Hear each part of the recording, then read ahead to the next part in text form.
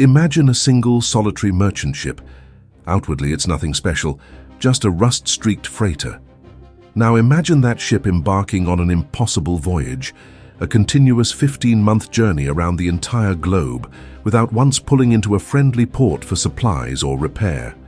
Imagine this ship sinking or capturing dozens of enemy vessels, secretly laying hundreds of deadly mines off enemy coastlines, and becoming a phantom haunting the world's oceans.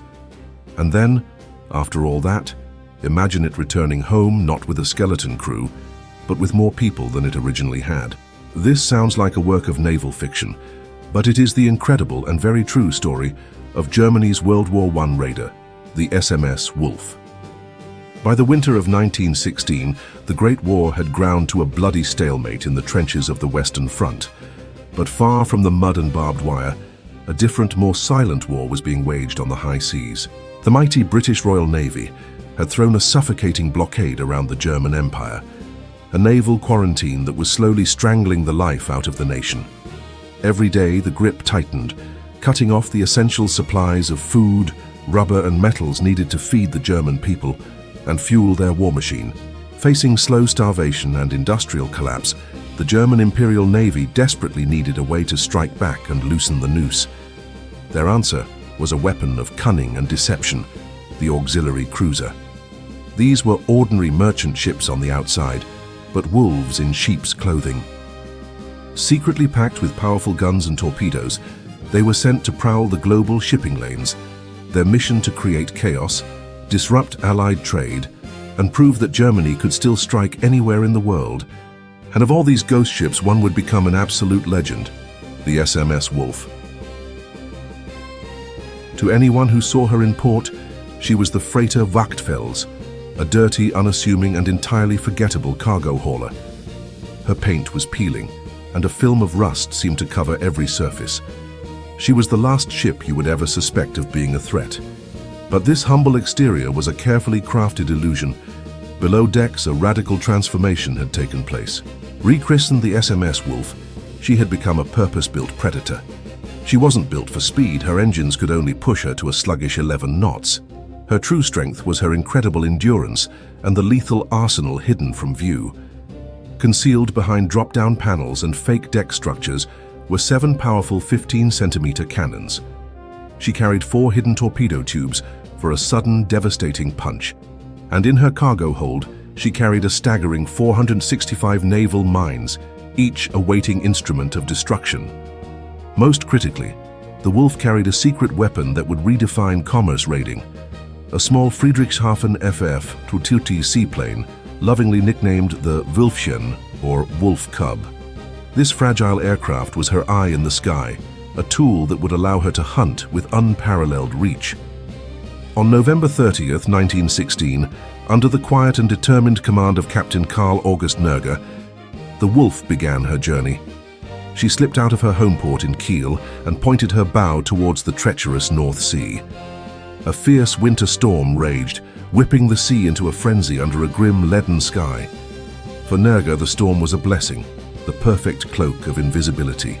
To any British patrol ship that might have spotted her, she was just another miserable coal-hauling tramp, pitching and rolling violently in the heavy waves, a vessel to be pitied, not suspected. They had no idea that a ghost ship had just been unleashed upon the world. Captain Nerger's orders were as simple as they were audacious. Stay at sea for as long as humanly and mechanically possible, sow minefields in the most distant corners of the globe, destroy Allied shipping and survive. It was a mission of epic proportions from which many expected he would never return. After successfully navigating the heavily patrolled North Atlantic, the Wolf rounded the Cape of Good Hope, entering the vast, empty expanse of the Indian Ocean. It was here, thousands of miles from home, that the hunt truly began. Off Cape Agulhas, the southernmost tip of Africa, the crew performed their first deadly task. Under the cover of darkness, they worked in chilling silence, sliding a string of naval mines into the churning water. These were not weapons of direct combat, but of cold, calculated, indiscriminate destruction.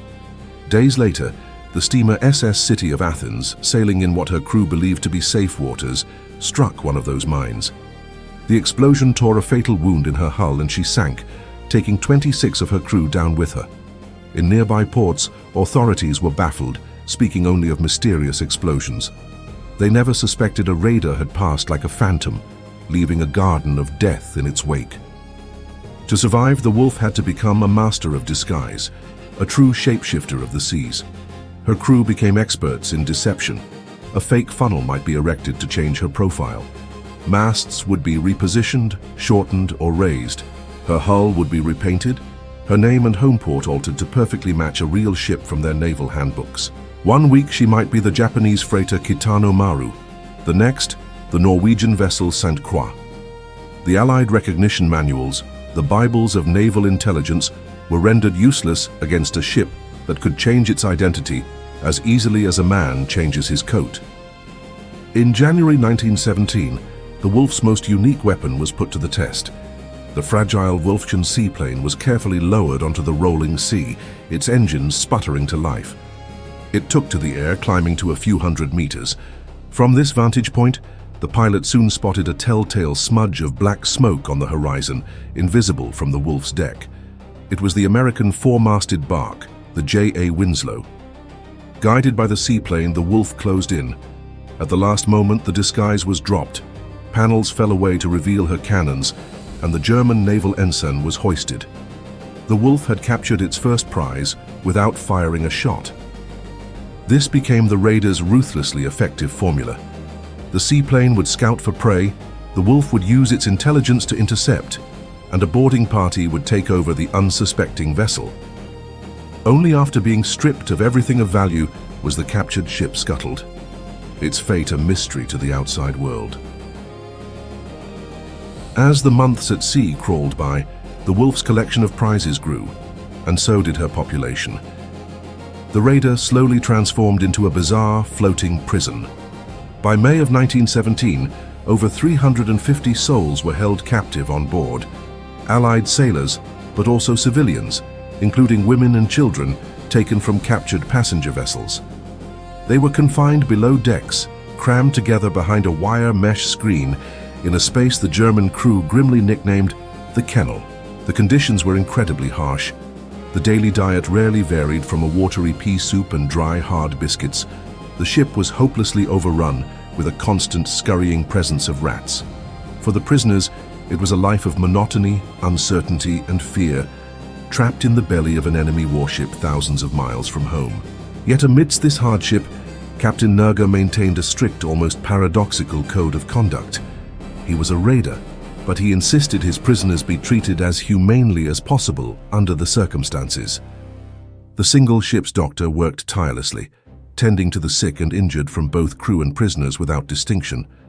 A New Zealand steward, one of the captives, later wrote about this strange existence. "We hated being prisoners, but we feared that if a British cruiser intercepted us, the first shell would kill us and our jailers alike." It was a shared, precarious fate. In August, while prowling the shipping lanes off the Sunda Strait, the Wolf encountered its most valuable target yet, the Hitachi Maru, a massive 7,300-ton vessel with a priceless cargo of rubber and tin destined for Liverpool. When ordered to halt, the Japanese captain courageously refused. Nerger had no choice but to open fire. A fierce 40-minute engagement erupted. Finally, battered and ablaze, the Hitachi Maru went down. When the delayed news of its loss reached Lloyd's of London, panic set in. Shipping insurance premiums for the region skyrocketed. The Phantom Wolf was no longer just a nuisance. Its actions were causing real, measurable economic chaos. By November 1917, the Wolf had been at sea for a full year. The strain was showing. Coal bunkers were nearly empty. The dreaded disease of scurvy, with its bleeding gums and crippling weakness, afflicted crew and prisoners alike.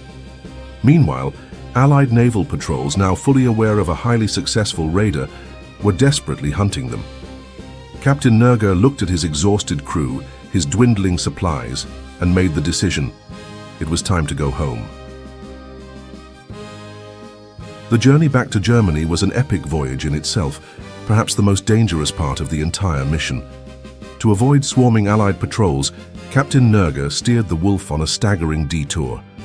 he navigated far south, towards the edge of the world, skirting the immense Antarctic ice packs in the brutal southern winter. They rounded the infamous Cape Horn before beginning the long crawl north through the Atlantic.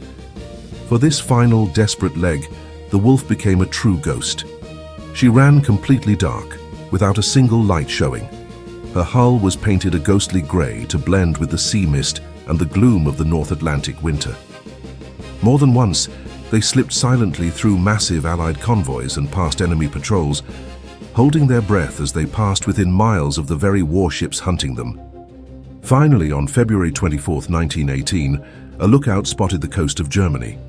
After 451 days at sea and a journey of over 60,000 nautical miles, the SMS Wolf dropped anchor in Kiel. She was a ruin of a ship. Her hull was crusted thick with barnacles and her flag was a collection of tattered rags, but her entire crew was alive. Astonishingly, emerging from her hold were 467 prisoners, more captives than the crew who had held them. The homecoming was triumphant. Captain Nerger was awarded the Pour le Mérite, Germany's highest military honor, and his entire crew received the Iron Cross. Berlin's newspapers, starved for good news, hailed the journey as one of the greatest solo naval exploits in modern history. The SMS Wolf never engaged an enemy fleet or won a decisive battle, but through cunning, endurance, and brilliant command, its incredible voyage tied up dozens of enemy warships in a futile chase, sowed chaos in global trade, and proved that a single raider could hold the world's most powerful navies in a grip of fear. This is the kind of forgotten epic we explore on Immortal History. If you want to journey into more of history's hidden sagas, subscribe and let us know in the comments which legendary vessel or commander you want to see next.